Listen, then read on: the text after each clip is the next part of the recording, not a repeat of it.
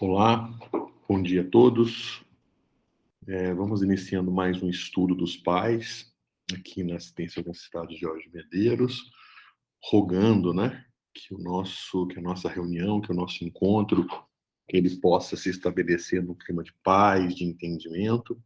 Vamos então, através da prece, né, buscar o nosso pensamento elevado, buscar os nossos sentimentos mais nobres, elevar o nosso pensamento a Jesus, nosso Divino Mestre, trazendo em nossa tela mental a lembrança de um Jesus vivo, luminoso, envolvendo nossas mentes e os nossos corações.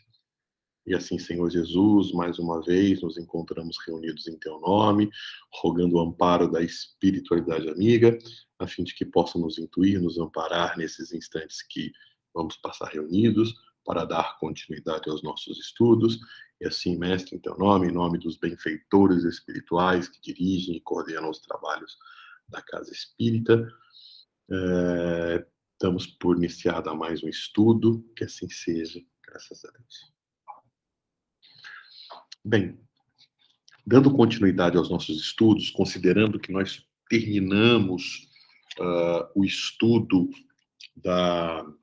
do livro Educação Espírita da Heloísa Pires, hoje eu sugiro que a gente, então, passe a estudar esse livro aqui. Não sei se todos, acho que vai aparecer invertido aí para vocês, né? O livro é Pais e Filhos, Fortalecendo Vínculos, do Alberto de Almeida, né? É um livro que contém aqui, na verdade, 17 capítulos, né? 17 capítulos, mas eu acredito, e a gente tem mais ou menos 8 domingos, né? Né, contando com hoje, a gente tem 8 domingos ainda de encontro. Eu acredito que a gente consiga conversar em cada um desses domingos nossos 2 capítulos, né? Falar de forma geral sobre 2 capítulos, comentar 2 capítulos por domingo, e aí eu acho que a gente consegue finalizar o livro, né? E hoje ele começa, né, com o capítulo 1, e a família, como vai, né? E ele, no capítulo 2, ele trata sobre família, um sistema chamado família, né? Eu vou começar pelo capítulo 2, né, um sistema chamado família, e depois entraria em a família como vai, tá certo? Então, o Alberto de Almeida, ele inicia esse capítulo, né, um sistema chamado família, mostrando como a família é a base de toda a estrutura social, né? É claro que nós já sabemos disso, né? Parece chover no molhado, mas é interessante prestar atenção na importância da família para a transformação do mundo, né? Às vezes a gente olha para a nossa família de uma forma egocêntrica, se preocupando com a nossa família e não se importando com o restante, e imaginando que o mundo vai ser bastante complicado. Mas a verdade é que se nós melhorarmos a nossa família, nós estamos melhorando consideravelmente o mundo, né? Então, a qualquer sociedade, né, o ser humano, ele é um ser gregário. O ser humano, ele tem uma necessidade de se vincular. Ele tem uma necessidade de viver em sociedade, de viver junto. Ele não foi feito, né? Quer dizer, não é da natureza humana viver só, viver isolado, viver sem se envolver com o outro nas relações sociais. É na troca social, é na relação com o outro que nós aprendemos, que nós nos desenvolvemos, que nós ampliamos os nossos potenciais. Uma das características importantes do processo evolutivo, né, é de que todos nós, espíritos criados por Deus, nascemos simples e ignorantes e tendemos à perfeição. E nós tendemos à perfeição porque, apesar de sermos criados simples e ignorantes, simples porque não somos dotados, não somos criados com valores morais prontos, e ignorantes porque não somos dotados, né, não somos criados com conhecimentos, porém nós somos perfectíveis, né, nós somos dotados da capacidade de nos aperfeiçoar. dotado da capacidade de desenvolver valores morais, valores espirituais, virtudes, e nós somos dotados da capacidade de desenvolver conhecimento, né? O ser humano é dotado disso. E é no contato humano, é através das nossas relações e que nós desenvolvemos esses potenciais. Kardec fala, e Leon Denis complementa, no livro O Problema do Ser, do Destino e da Dor, que uma das potencialidades do espírito, uma das capacidades, uma das potencialidades do espírito é a consciência. Então, nós somos dotados de consciência. Então, o que é a consciência, né? Então, a consciência é a capacidade humana de perceber a realidade, de compreender a realidade, né? Quando nós olhamos para o mundo, nós não somos capazes de conceber a realidade efetiva como ela é. Nós concebemos a realidade que somos capazes de conceber, de acordo com o desenvolvimento da nossa consciência. Existem coisas que estão acontecendo, existem coisas que estão na nossa cara, que estão diante dos nossos olhos, que estão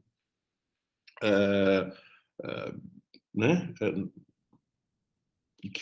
que podem ser percebidas pela gente, mas nós não somos capazes de nos ater, nós somos capazes de perceber.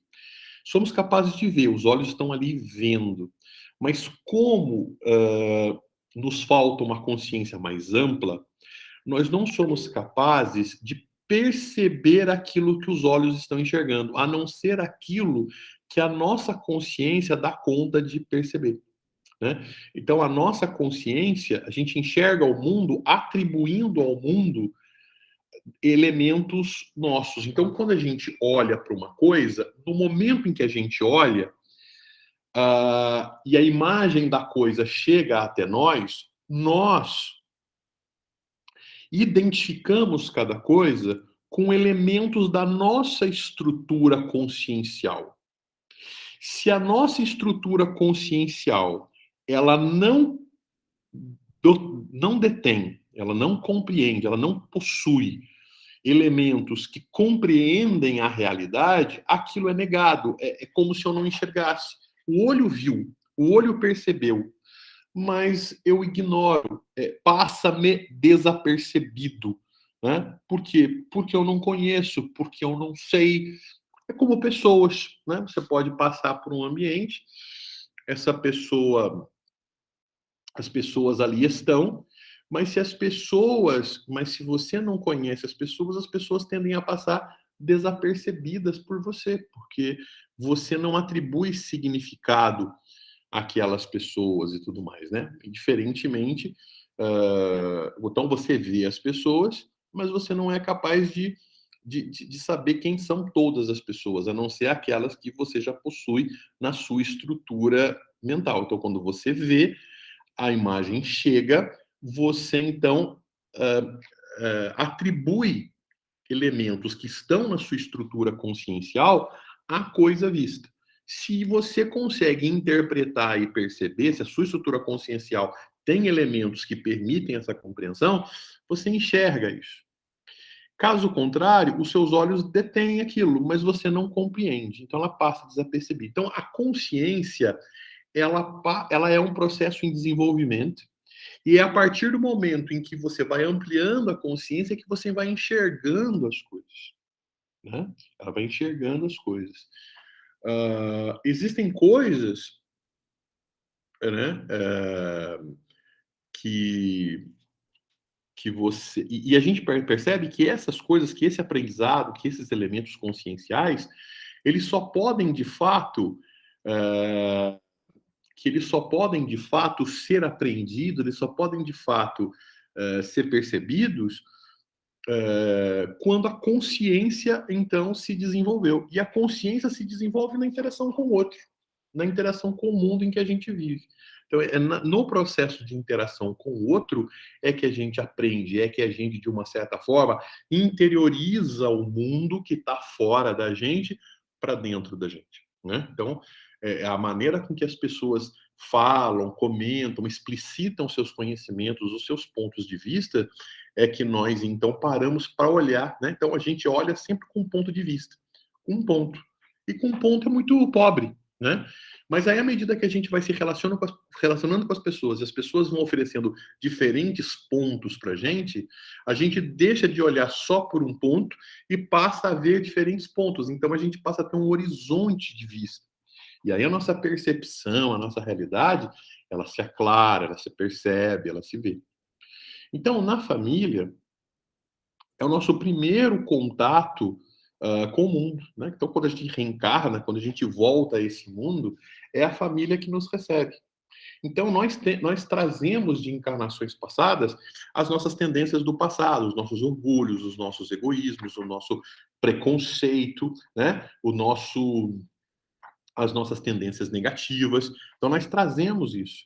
E quando nós chegamos no mundo em que a gente vive, né, quando a gente chega no mundo, a gente percebe que a gente já identifica algumas coisas que estão prontas dessa herança que nós trazemos de outras vidas. Então, obviamente, a gente já identifica o orgulhoso, obviamente, a gente já identifica o egoísta, obviamente, a gente já identifica o violento. Por quê? Porque, no fundo, a gente traz esses elementos para dentro da gente. Não é isso? E se nada de diferente acontecer, e se nada de diferente a gente aprender, a gente vai olhar o mundo de novo pelas mesmas maneiras que a gente via e olhava no passado. E a gente não vai aprender outros horizontes, outras formas, outros pontos de vista. Portanto, a gente vai tender a repetir os mesmos erros, as mesmas atitudes que nós cometemos na vida passada, que nós agimos na vida passada, a gente tende a reproduzir de novo, porque a gente tende a olhar as coisas sempre do mesmo jeito, sempre do mesmo modo e nunca de um modo diferente, de um modo mais amplo. Então, obviamente, a tendência é repetir os mesmos erros, é repetir os mesmos enganos de vidas anteriores. Então, a cada nova encarnação, nós temos a oportunidade de aprender coisas novas. Então, quando nós chegamos nesse mundo, é a família que nos recebe, né? Então, a família, e é pela família que nós começamos, então, a nos reconhecer enquanto identidade humana, né? É claro que o espírito ele tem as tendências, mas na infância, quando o espírito chega na matéria, o espírito ele tende a se esquecer das encarnações anteriores. Por quê? O espírito ele tem uma vibração energética. Ele tem uma vibração energética. Essa vibração energética permite que ele consiga perceber a realidade de uma maneira muito mais ampla enquanto espírito. Perceba que a sua memória, ela alcança encarnações anteriores. Ele não só se lembra dessa encarnação, como se lembra de outras encarnações. Então ele tem uma noção muito clara dele próprio, né? Ele consegue entender o que está acontecendo com ele, quais são os problemas, quais são as dificuldades. Ele tem uma amplitude um pouco maior, principalmente no mundo dos espíritos. Depois de um tempo que ele passou por lá, ele teve muitas das vezes, né, o espírito tem a oportunidade de passar pelas colônias espirituais, ele tem então a oportunidade de ser esclarecido, de ser orientado, de ser de ser de alguma forma orientado das dificuldades de se entender, de perceber quais foram os erros que ele cometeu, de fazer as reflexões. Então esse espírito, ele está um pouco mais esclarecido. Mas quando ele encarna, né, então ele tem umas vibrações, então quando ele chega na matéria, a matéria é grosseira, né? A matéria, ela oferece limites, ela oferece uma resistência aos potenciais espirituais. Então, o espírito, quando ele passa a se relacionar com a matéria mais grosseira no processo encarnatório, a sua vibração, que era uma, quando ele fica encarcerado na estrutura material, a vibração diminui. Então, a sua capacidade de se lembrar do passado, de ter aquela lembrança, de ter aquela percepção, de ter um horizonte mais amplo da consciência espiritual, ele perde, né? Isso tem um papel importante na reencarnação do espírito, porque apesar dele diminuir os seus potenciais, ao esquecer, ele esquece também as suas dores, as dores do remorso, as dores do erro, né? As dores, os seus preconceitos que travam, muitas das vezes, né? Muitas das vezes o orgulho, a vaidade, o preconceito travam a gente de fazer diferente. Então a gente sabe que está errado, que precisa fazer, mas a gente não quer dar o braço a torcer. Então quando a gente esquece dos nossos preconceitos, esquece do nosso orgulho, esquece da nossa vaidade, nós temos a capacidade de assumir coisas, de perceber coisas que às vezes o orgulho, o egoísmo, a inveja, determinadas tendências do passado não permitem que a gente veja. Então a infância é um momento extremamente fértil para que o espírito possa plantar horizontes novos, conhecimentos novos. Então esse relacionamento com a família é um relacionamento muito importante, porque o espírito, apesar de trazer as tendências do passado, que o educador pode já perceber quais são as tendências. É uma tendência orgulhosa, é uma tendência egocêntrica, é uma tendência é, violenta, é uma tendência autoritária, é uma tendência geniosa, então você já vai percebendo quais são as grandes dificuldades do espírito. Mas você também vai observando quais são os potenciais que o espírito tem, o indivíduo inteligente, o indivíduo mais calmo, paciencioso, o indivíduo mais extrovertido, alegre, mais interativo, menos interativo.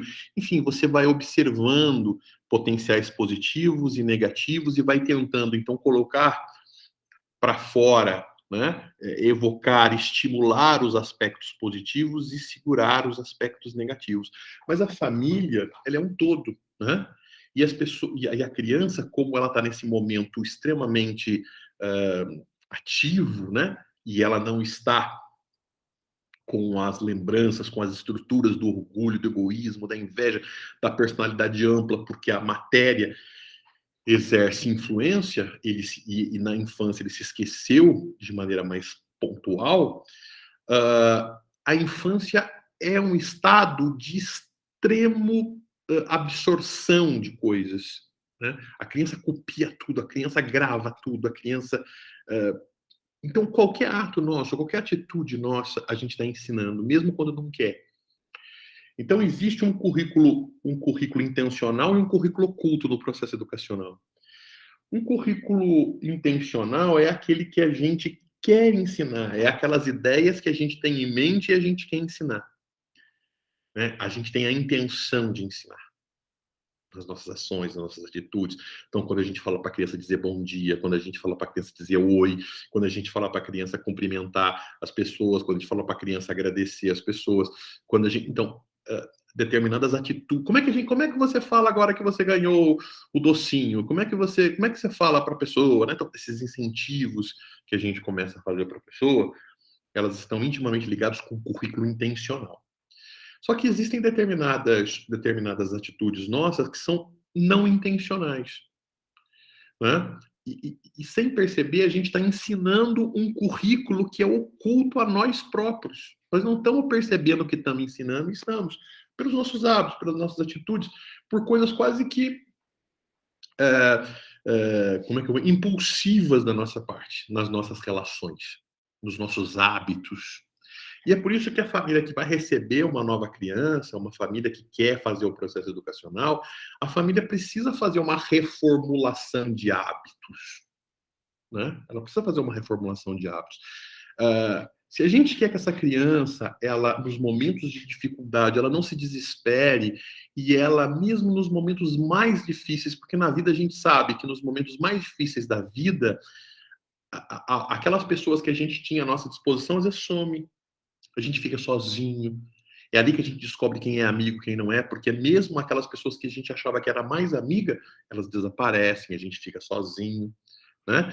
E a pessoa se desespera, a pessoa perde a esperança.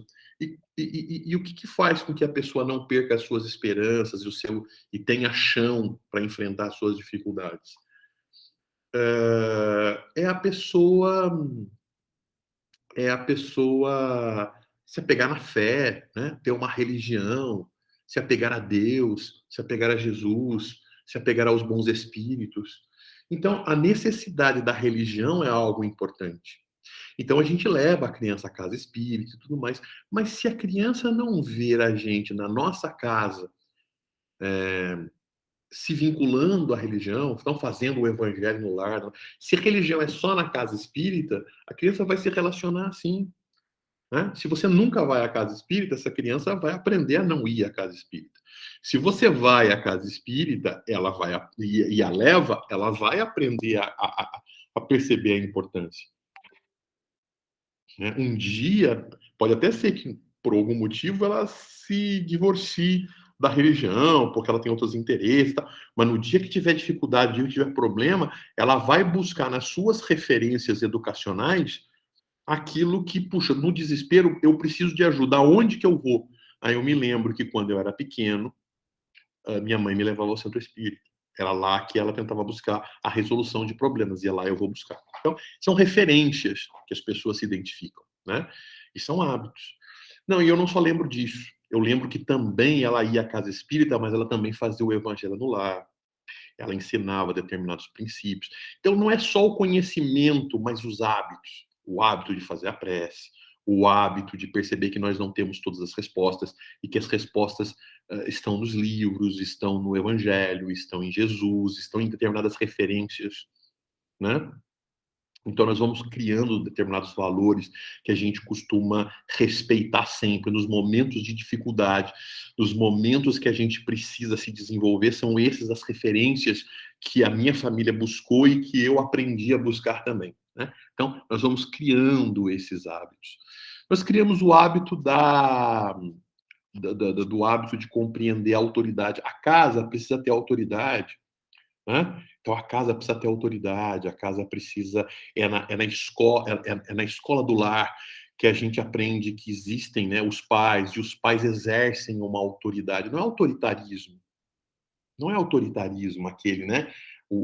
Aquela autoridade que é baseada na violência, no grito, não, autoridade mesmo, aquela autoridade que nasce da compreensão e do entendimento de que aquela pessoa, de que eu ouço aquela pessoa, de que eu obedeço aquela pessoa, porque aquela pessoa tem razão, porque faz sentido, e não porque eu posso apanhar, porque ela é mais forte, porque eu posso apanhar, porque ela me castiga, porque ela me proíbe, porque enfim, ela me traz limitações. Porque o dia que eu achar que eu posso enganar essa pessoa, eu faço independentemente, né? Ou seja, não é fazer o que a pessoa não quer, né? É fazer sem que a pessoa saiba. Isso é o problema do autoritarismo. Agora, quando existe autoridade, você fala assim, não, eu não devo fazer o que a pessoa não fez, porque a pessoa tem razão. Porque se eu fizer o que ela diz para eu não fazer, eu vou quebrar a cara, eu vou ter dificuldades, eu vou ter problemas, e isso não está certo, e eu não quero problemas para mim, então eu não vou fazer. Né? Então, existe uma diferença entre autoridade e autoritarismo. Né? Então, esse respeito, né? Esse respeito entre as pessoas. Então, a esposa respeitando o marido respeitando a esposa, né? O pai respeitando a mãe respeitando o pai, no sentido de que existe uma autoridade neles. E essa autoridade neles é uma autoridade baseada no diálogo, na conversa, né? E que se expande para os filhos e que define um processo de orientação. Quer dizer, esses elementos, né, que valorizam o aspecto do diálogo, que valorizam os sentimentos, né? Trazendo equilíbrio. Então, são pontos de vista que o espírito nem sempre está acostumado, porque nas suas encarnações anteriores, ele nem sempre viu isso e nem sempre conviveu com isso. E já conviveu com outras coisas, com orgulho, com egoísmo, com inveja, com imperfeição, com autoritarismo. E quando ele vem e percebe essas relações, ele vê um mundo diferente, ele vê um mundo reformulado, estruturado, numa outra direção. Então a família tem um outro horizonte, tem um outro ponto de vista, tem uma outra relação, tem outra base, né? Que é um elemento extremamente importante.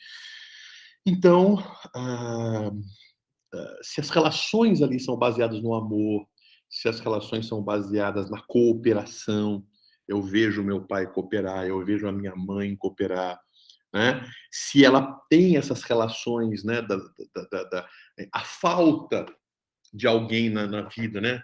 Essas coisas repercutem na vida das pessoas. São pequenas coisas que repercutem, né? Por quê? Porque se o indivíduo está acostumado com orgulho e egoísmo nas outras vidas, quando ela observa o orgulho e o egoísmo nas pessoas que são referências dela naquela casa, são esses elementos que se reforçam. Enquanto que palavras sobre a necessidade do amor, do sentimento, entram por ouvido e saem pelo outro porque não param na estrutura, porque o indivíduo não traz isso de vidas anteriores, e na vida que ele vive, aquilo é só discurso, mas não é um ato que ele de fato vivenciou, de fato sentiu. Então o espírito precisa sentir essas coisas, né? Então determinadas situações na vida têm influência, né? Se eu moro numa casa estruturada, se eu moro numa casa simples, mas se nessa casa simples as pessoas valorizam o estar e não o ter, né? A vizinhança, a falta das coisas e a necessidade, portanto, de não esbanjar, né? Então, são coisas que o indivíduo vai vivenciando e aquilo vai escalando profundo no indivíduo. Diferente de um indivíduo que vive numa casa onde se esbanja tudo, perceba o desespero, né? Perceba o desespero daquele indivíduo que vive uma vida de esbanjamento, de esbanjamento, de esbanjamento, de que nunca faltou nada, e o dia que lhe falta, como ele encara esse tipo de situação? Diferente de alguém que não vive no esbanjamento, um indivíduo que vive dando valor às coisas e, portanto, não desperdiçando. Né? Não é que lhe faltam as coisas, mas ele não tem esbanjamento, ele tem que aprender a aproveitar as coisas. Quando as coisas faltam, ele entende, ele tem mais capacidade, ele tem mais resiliência para entender esse processo, para compreender essas questões. Não é isso? Então, perceba que a vivência dessas experiências são vivências importantes na casa, no lar, nas relações, referências, né? A referência do homem, do, do, do, do da autoridade, do carinho, né? São oportunidades que você oferece para o filho, para a filha, como elementos de vivências que, se ele não tiver, vão fazer falta, e sim. E essa falta vai repercutir, porque essa criança vai se transformar no homem, vai se transformar na mulher, né? E que vai ser profissional, que pode ser político, que pode ser professor, que pode ser professora, que pode ser engenheiro, que pode ser engenheira, que pode ser chefe, que pode ser empregado, que pode exercer diferentes funções da sociedade e que vão reproduzir essa falta ou esse excesso ou esse equilíbrio que ele teve nas suas vivências familiares e que ele vai levar para as suas relações em relação ao mundo. E ele vai, sem perceber, influenciar as pessoas e ser influenciado. A diferença é que, dependendo das vivências que ele teve na casa dele, ele vai se deixar, na família, ele vai se deixar influenciar por um grupo de pessoas, porque nós nos deixamos influenciar por pessoas que são parecidos conosco. A primeira influência são das pessoas que são parecidas, que dizem coisas que nos são familiares, que são simpáticas a gente, que a gente, de alguma forma, se identifica. Não é isso? Então, a gente vai reproduzindo esse modelo para as nossas relações. E nas nossas relações a gente influencia outras pessoas, a gente vai ter filhos também, e a gente vai influenciar outras pessoas e a gente vai interferindo na estruturação do mundo. Né? Então, o mundo está completamente interligado. Então, coisas que você faz aqui, né? Você queima uma árvore na Amazônia, você tem repercussão na Europa, uma árvore. Né? Um vento, a física hoje fala das teorias de entropia, da teoria do caos, onde ele mostra, por exemplo, que um bater de asas de uma borboleta interfere no clima. do mundo todo. Então o mundo está todo interligado, está todo estruturado. Você mexe aqui, você interfere aqui. Isso fisicamente falando. Agora imagina as questões espirituais. Então a família, como o primeiro elemento que recebe o espírito após o reencarne, ela precisa levar em conta determinados elementos que auxiliem o espírito a enxergar determinadas coisas, para que ele se influencie com as coisas boas e se afaste das influências negativas.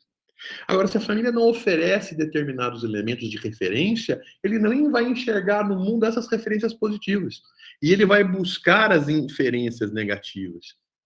Olha, um pai que, de uma certa forma, trata a mãe de uma maneira machista, que não trata com carinho, que não trata com atenção, vai ensinar de maneira não intencional, mas oculta, inconsciente, a filha de que é assim que o homem trata a mulher mesmo, porque meu pai, que é minha referência, trata assim, me tratou assim a minha mãe. E, portanto, é fácil ela se apaixonar um dia por um homem que a trate assim também. Por quê? Porque esse tipo de tratamento é normal, ela vai normalizar esse tipo de relacionamento.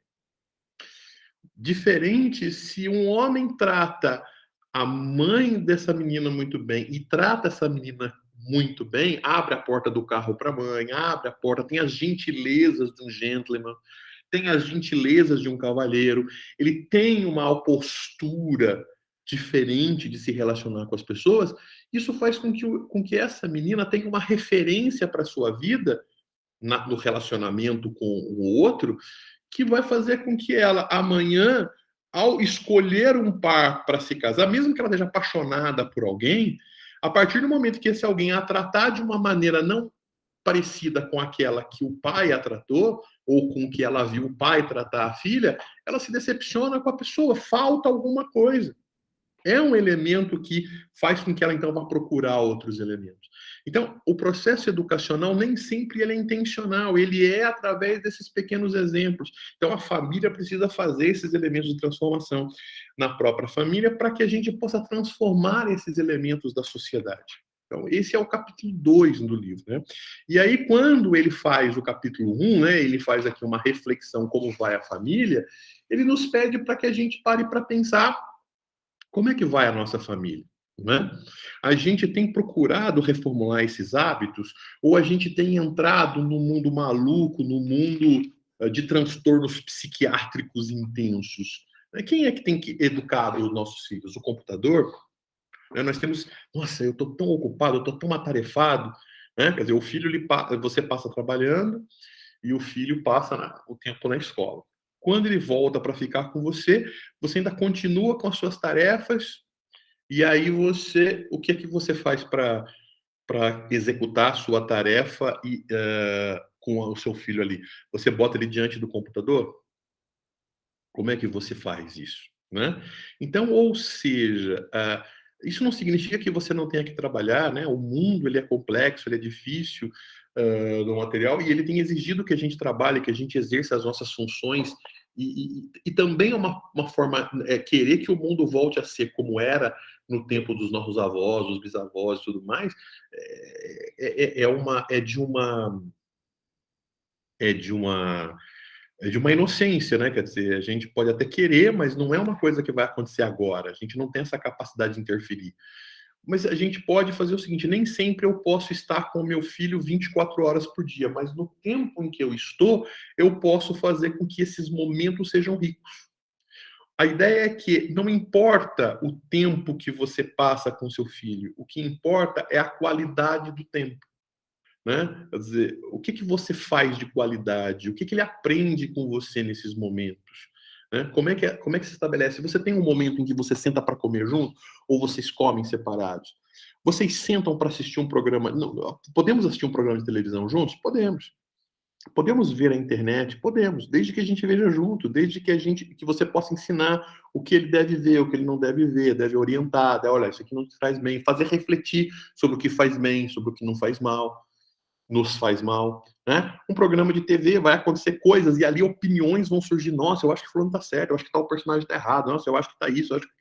Então, quer dizer, você vai ter oportunidade de falar, de dizer, de conversar, de refletir, de dar sua opinião. Então, como é que está sendo esse lar, né? Você tem esses momentos em que você conversa, que você discute, que você come juntos, em que você estabelece uma roda de conversas, em que você tem os seus momentos de entretenimento compartilhado, né? Tem os seus momentos de afetividade, de celebração, de ajuntar amigos e familiares, de compartilhar, de permutar determinados espaços, de sonhar juntos, de prever um futuro melhor, de estabelecer regras, olha, de convívio, de estabelecer metas, de olhar para dentro de si e dele, né? E perceber que a gente não é perfeito, de olhar coisas e falar assim, nossa, eu gostaria tanto, né? Olha, eu como mal, mas gostaria de comer bem. Então vamos tentar, por quê? Porque eu como muito doce, a gente gosta de doce, né? Mas doce não faz tão bem. Será que a gente não pode estabelecer uma meta e vamos comer menos doce? E você me ajuda a lembrar disso e eu te ajudo a lembrar? Então, metas, e de perceber que a gente, e de mostrar que nós não somos, a autoridade nasce daí, né? Nasce dessa coisa da gente ensinar que a gente não é perfeito e que a gente busca a perfeição através do esforço, através da dedicação, da crença de que é capaz de melhorar, de que é capaz de fazer mais e de que é capaz de fazer melhor, né? Então, a partir do momento em que a gente consegue olhar para a nossa casa e identificar isso, né? E começar a perceber que a gente pode mudar hábitos e que a gente tem que prestar atenção nas nossas ações, né? O máximo possível, nem sempre a gente consegue, mas o máximo que a gente puder prestar atenção, da gente perceber que às vezes não intencionalmente a gente está ensinando, então a gente se esforçando para mudar os nossos hábitos. Né? E dizer para os nossos filhos de que a gente tem hábitos que não são bons e que a gente precisa mudar e que então a gente vai, só que não dá para mudar de uma hora para outra e que a gente vai estabelecer metas para fazer esse processo de mudança, chamá-lo para ser um companheiro nesse processo de mudança, de compartilhamento. Nós não somos perfeitos. O que pode nos diferenciar uns dos outros é a nossa vontade, o nosso desejo, o nosso compromisso de fazer mais e de fazer melhor. Quais são as nossas referências para fazer mais e para fazer melhor? Nós não somos espíritos muito diferentes uns dos outros. Nós somos espíritos inferiores, somos espíritos imperfeitos. O que nos diferencia, às vezes, é esse dístico, né?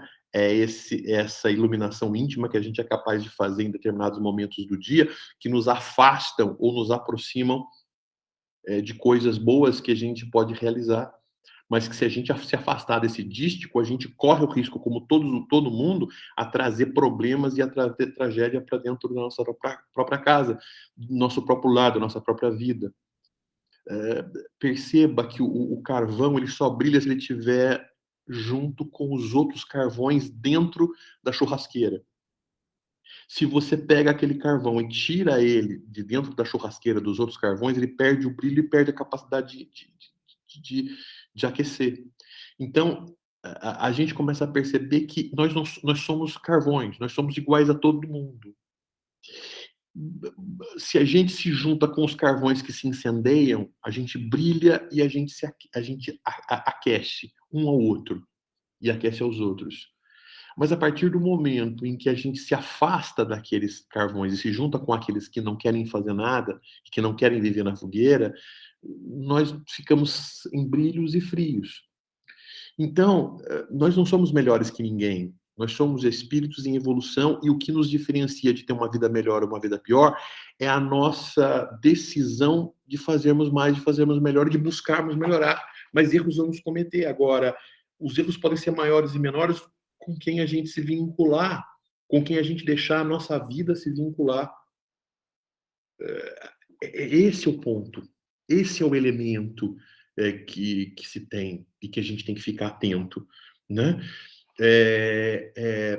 De trazer para dentro do nosso lar, de trazer para dentro da nossa vida esses estímulos positivos que nos ajudam a brilhar. Porque na essência todos somos carvões.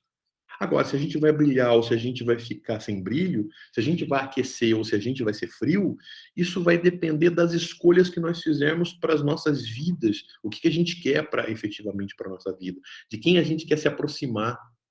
Então, nós não somos melhores que ninguém, nós somos pessoas que, dependendo do dístico de vida que a gente se aproximar, a gente é influenciado por esse dístico, a gente é influenciado por esse grupo de pessoas, por esses espíritos, através da oração, através do sentimento, através da vontade, através dos esforços. Não significa que a gente não vai errar, significa que a gente tem menos possibilidade de errar, a gente tem menos possibilidade de fazer um erro muito grande quando a gente está nesse grupo. Agora, à medida que a gente vai se afastando dessas intenções, que a gente vai se afastando desse grupo, que a gente vai deixando de ter as pessoas que são fundamentais para a nossa vida e vamos nos vinculando a pessoas que não têm esses valores, esses princípios de referência, a possibilidade da gente trazer dificuldades e problemas para a nossa vida são gigantes, né? Então, a gente, às vezes, querendo dar conforto, a gente faz um quarto separado para o filho. Eu não estou dizendo que não é para fazer, eu estou dizendo para a gente ver como é que a gente faz as coisas, um quarto separado. E aí vai fazer o quarto separado, a gente vai criar uma televisão separada, a gente vai dar tudo. E aí, se a gente parar para perceber, essas coisas que a gente queria dar de conforto, na verdade, a gente separou esse filho da gente. A gente já não come mais junto, a gente já não conversa mais junto, a gente já não fala mais junto. Ele pega a comida na cozinha e vai comer no quarto. Isso é um pouco comum na adolescência. E aí, o que acaba acontecendo, né? Determinadas caraminholas que vai pondo na cabeça, determinadas influências que vai ouvindo na cabeça, as coisas que vai entrando e tal, vai trazendo coisas e o indivíduo não fala mais porque não tem mais nem a oportunidade de dizer. Ele vai se afastando e a gente não vai percebendo. E quando vê, as coisas já tomaram um grau, uma proporção gigante na nossa vida. Então, a gente tem que procurar evitar isso. Né? Então, quanto mais a gente evitar, melhor. Né? Então, trazendo para nossas vidas, achar que a gente está protegido, achar que a gente é diferente, é um orgulho, achar que a gente é melhor e achar que os problemas que acontecem do lado não vão acontecer nunca na nossa família e nunca na nossa vida.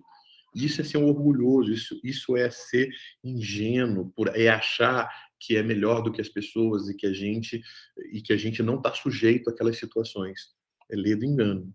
Nós estamos sujeitos, sim, e muito sujeitos, porque na essência nós somos iguais. O que nos diferencia dos espíritos que têm uma vida com dificuldade de problema, de crime, de violência, e que é escândalo no mundo, é esse dício que nos afasta de determinados valores e nos faz querer acertar, e nos faz querer ser diferentes.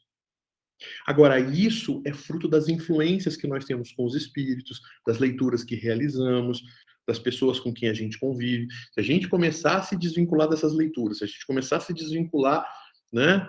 E a gente vai percebendo, a gente arruma um problema aqui, arruma um a fazer ali, arruma um a fazer, e quando a gente vê, a gente está longe das palestras, a gente está longe dos livros, a gente já substituiu o vídeo da palestra por um programa de televisão violento. Bobinho, ingênuo, sem querer, ele vai trazendo a agressividade para dentro da gente, a irritação para dentro da gente, a inconformidade, a inconformação, né? Então, essas coisinhas pequenas, de frente de uma palestra, de frente de um vídeo que nos faz refletir, que nos faz parar, que nos faz buscar calma, paciência, tolerância, que nos faz valorizar, nos lembrar desses elementos, desses pontos de vista que nos oferecem um horizonte de vida completamente diferente. Determinados programas, determinadas conversas, determinados diálogos, determinadas coisas que a gente traz para nossa casa que parecem ingênuo, a gente se afasta de um determinado grupo e aproxima-se de outro. Tem uma passagem no Evangelho em que Jesus pergunta quem era ele, e Pedro fala: vós é o Cristo, vós é o Filho de Deus. E Jesus fala: bem-aventurado sois tu, Pedro, porque não foste a matéria que te revelaste isso, mas meu Pai que está no céu. Ou seja, Pedro estava envolvido nas inspirações positivas, e não foi a carne, não foi a inteligência, foi em processos intuitivos, inspiracionais, que geraram aquele conhecimento em Pedro.